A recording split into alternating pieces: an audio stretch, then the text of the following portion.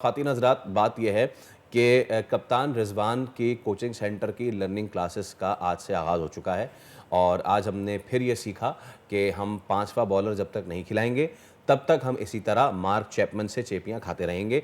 पाकिस्तान एक मरतबा फिर हार चुका है और न्यूजीलैंड हमारे पीछे हाथ धो के पड़ गया है। अच्छा, अगर फवाद मुस्तफ़ा को शायद पता होगा कि हमने आखिर न्यूजीलैंड के साथ ऐसा क्या कर दिया फवाद भाई, जो ओडीआई से लेकर टी20 तक हम हारे ही जा रहे हैं, हारे ही जा रहे हैं।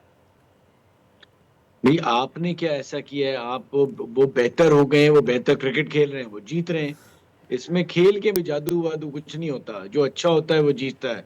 तो न्यूजीलैंड अच्छा है, वो जीत रहा है।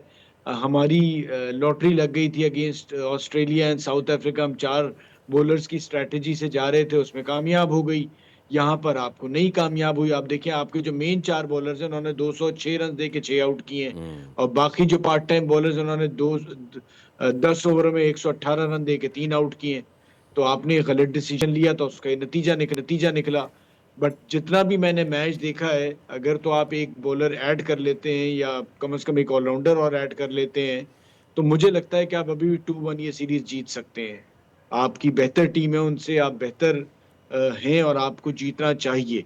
अब अगर आप बाकी अपनी गलतियां करते रहेंगे तो उसका एक अलग नतीजा निकल लेकिन सकता है। बट फवाद जिस साहब किस्म की न्यूजीलैंड की जी जी फवाद साहब, मुझे एक बात नहीं समझ आ रही। थ्रू आउट मतलब थ्रू आउट हम गलतियां गलतियां गलतियां गलतियां, हम अपनी ही गलती से नहीं सीख रहे हैं।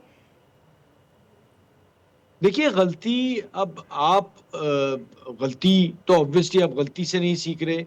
आप टी20 की बात करेंगे तो वो मैं मानता हूँ कि जी आपकी टीम उतनी अच्छी नहीं थी, उनकी टीम बहुत बेहतर थी, वो बेहतर क्रिकेट खेल रहे हैं, आप उतनी अच्छी नहीं खेल रहे। लेकिन यहाँ पर उनकी टीम को इतनी अच्छी नहीं थी। आपकी बॉलिंग बड़ी अच्छी शुरू से रही है। जो उन्हें अंदाजा था, वो जो आपके 10 ओवर हैं, उन्होंने उसका इंतजार किया और उसका भरपूर फायदा उठाया।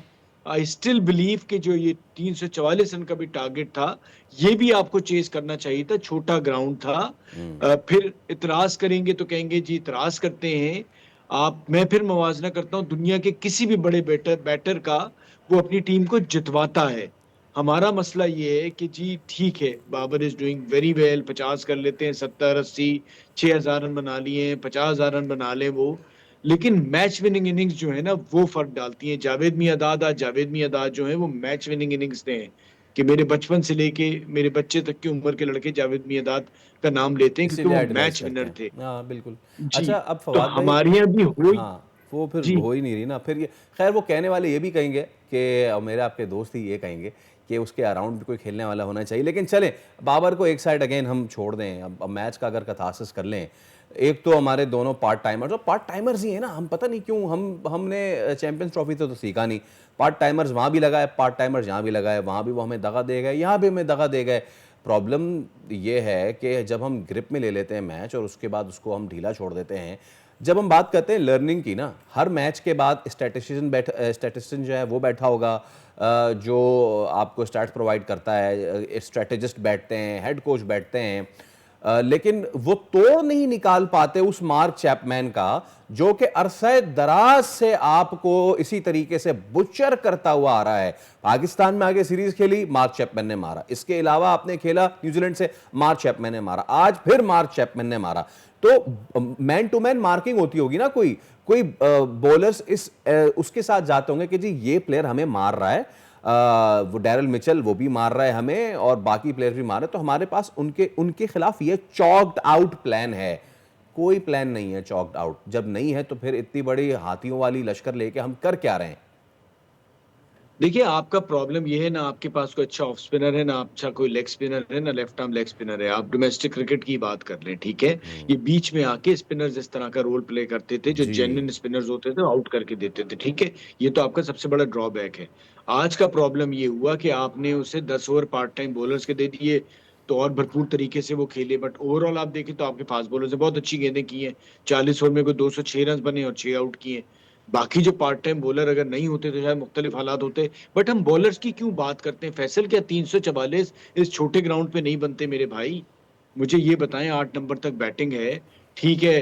मैं सिर्फ अकेले बाबर की बात नहीं कर रहा, बट सलमान अली आगा भी जिस तरह खेले उससे ऊपर भी रन थे। भाई कौन सा बैट्समैन है जो मैच जिताएगा?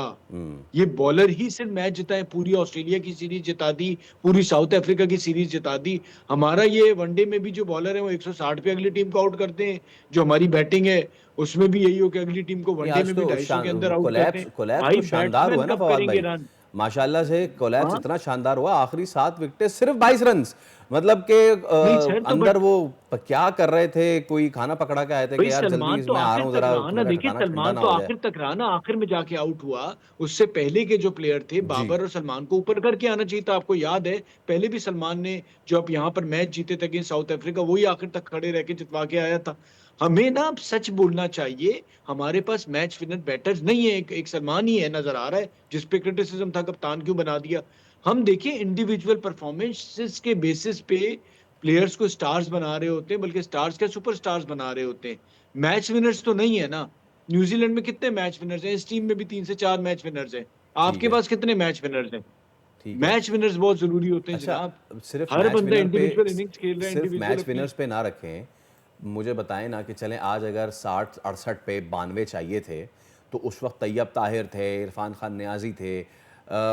तैयब ताहिर के अब आपको कुछ कुछ अंदाज़ा लग रहा है कि वो इंटरनेशनल मटेरियल शायद नहीं है? नहीं नहीं, बिल्कुल है यार, रन आउट हो गया, गलतियां हो जाती हैं, बट मसला सारा ये है कि आप नीचे वाले तक बात क्यों लेके आते हो मेरे भाई?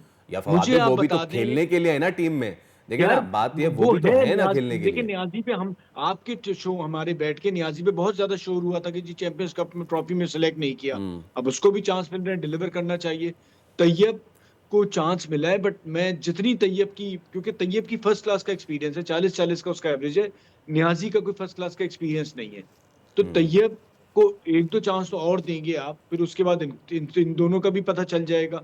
बट मेरा सिर्फ कहना यह है कि इन तक बात क्यों आती है?